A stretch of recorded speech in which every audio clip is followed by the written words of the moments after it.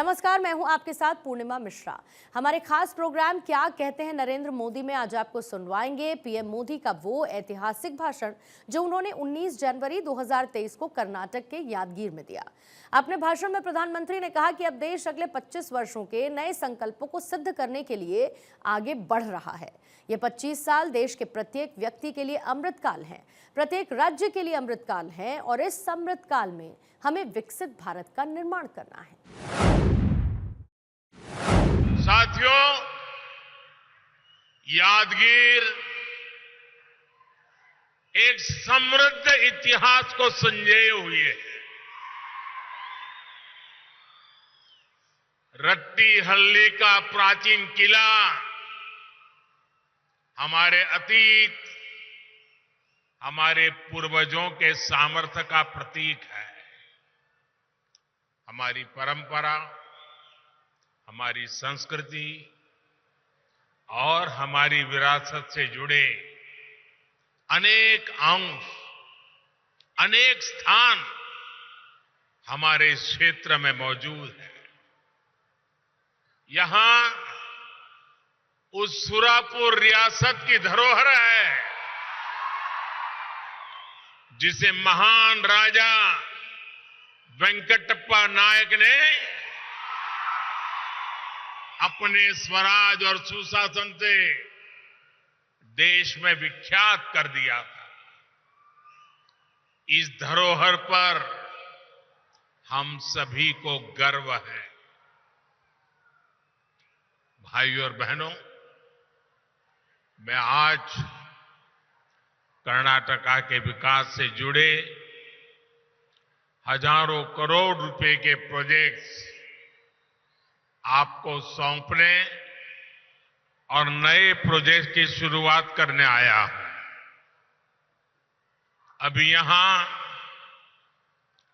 पानी और सड़क से जुड़े बहुत बड़े प्रोजेक्ट का शिलान्यास और लोकार्पण हुआ है। नारायणपुर लेफ्ट बैंक कैनाल के विस्तार और आधुनिकीकरण से यादगीर, कलबुर्गी और विजयपुर जिले के लाखों किसानों को सीधा सीधा लाभ होने वाला है। Yadgir village multi water supply scheme से भी जिले के लाखों परिवारों को पीने का साफ पानी मिलने वाला है। सूरत चेन्नई इकोनॉमिक कॉरिडोर का जो हिस्सा कर्नाटका में पड़ता है, उस पर भी आज काम शुरू हुआ है। इससे यादगीर, रायचूर और कलबुर्गी सहित इस पूरे क्षेत्र में ईज ऑफ लिविंग भी बढ़ेगी और यहां उद्यमों को, रोजगारों को भी बहुत बल मिलने वाला है। विकास के इन सभी प्रोजेक्ट्स के लिए यादगीर के, कर्नाटका के सभी लोगों को बहुत बहुत बधाई। मैं बोम्मई जी की और उनकी पूरी टीम को भी बहुत बहुत बधाई देता हूं। जिस प्रकार उत्तर कर्नाटका के विकास के लिए तेजी से काम हो रहा है, वो सराहनीय है। भाइयों और बहनों, भारत की आजादी के 75 वर्ष पूरे हो चुके हैं। अब देश अगले 25 वर्षों के नए संकल्पों को सिद्ध करने के लिए आगे बढ़ रहा है। ये 25 साल देश के प्रत्येक व्यक्ति के लिए अमृतकाल है। प्रत्येक राज्य के लिए अमृतकाल है। इस अमृतकाल में हमें विकसित भारत का निर्माण करना है।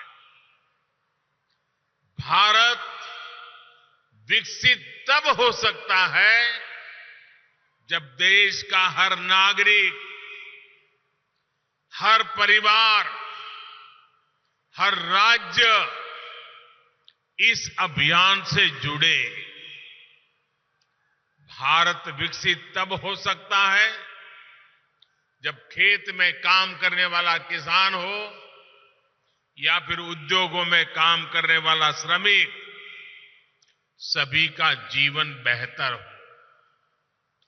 भारत विकसित तब हो सकता है जब खेत में फसल भी अच्छी हो और फैक्ट्रियों का भी विस्तार हो। और साथियों, ये तभी संभव है जब हम बीते दशकों के खराब अनुभवों, गलत नीति रणनीति से सीखें, उन्हें फिर से दोहराने से बचें। हमारे सामने यादगीर का उत्तर कर्नाटका का उदाहरण है। इस क्षेत्र का सामर्थ्य किसी से कम नहीं है। इस सामर्थ्य के बावजूद ये क्षेत्र विकास की यात्रा में बहुत पीछे रह गया था। पहले जो सरकारें थी उसने यादगीर सहित अनेक जिलों को पिछड़ा घोषित कर अपनी जिम्मेदारी से हाथ धो दिए थे। इस क्षेत्र के पीछे रहने का कारण क्या है? यहां का पिछड़ापन कैसे दूर होगा? इस पर पहले की सरकारों ने न सोचने के लिए समय निकाला, मेहनत करना तो दूर की बात रही। जब सड़क, बिजली और पानी जैसे इंफ्रास्ट्रक्चर पर निवेश करने का समय था, तब उस समय जो दल सरकारों में थे, उन दलों ने वोट बैंक की राजनीति को बढ़ावा दिया। इस जाति, उस मत मजहब का वोट पक्का वोट कैसे बन जाए, हर योजना, हर कार्यक्रम को इसी दायरे में बांध करके रखा। इसका बहुत बड़ा नुकसान कर्नाटका ने उठाया, इस हमारे पूरे क्षेत्र ने उठाया, आप सब मेरे भाइयों बहनों ने उठाया। साथियों, हमारी सरकार की प्राथमिकता वोट बैंक नहीं है, हमारी प्राथमिकता है विकास, विकास और विकास। 2014 में आप सबने मुझे आशीर्वाद दिए, मुझे एक बहुत बड़ी जिम्मेदारी सौंपी। मैं जानता हूं कि जब तक देश का एक भी जिला विकास के पैमाने पर पीछा रहेगा, तब तक देश विकसित नहीं हो सकता। इसलिए जिनको पहले की सरकार ने पिछड़ा घोषित किया, उन जिलों में हमने विकास की आकांक्षा को प्रोत्साहित किया। हमारी सरकार ने यादगीर सहित देश के 100 से अधिक ऐसे जिलों में आकांक्षी जिला कार्यक्रम शुरू किया। हमने इन जिलों में सुशासन पर बल दिया, गुड गवर्नेंस पर बल दिया, विकास के हर पैमाने पर काम शुरू किया। यादगीर सहित सभी आकांक्षी जिलों को इसका लाभ भी मिला है।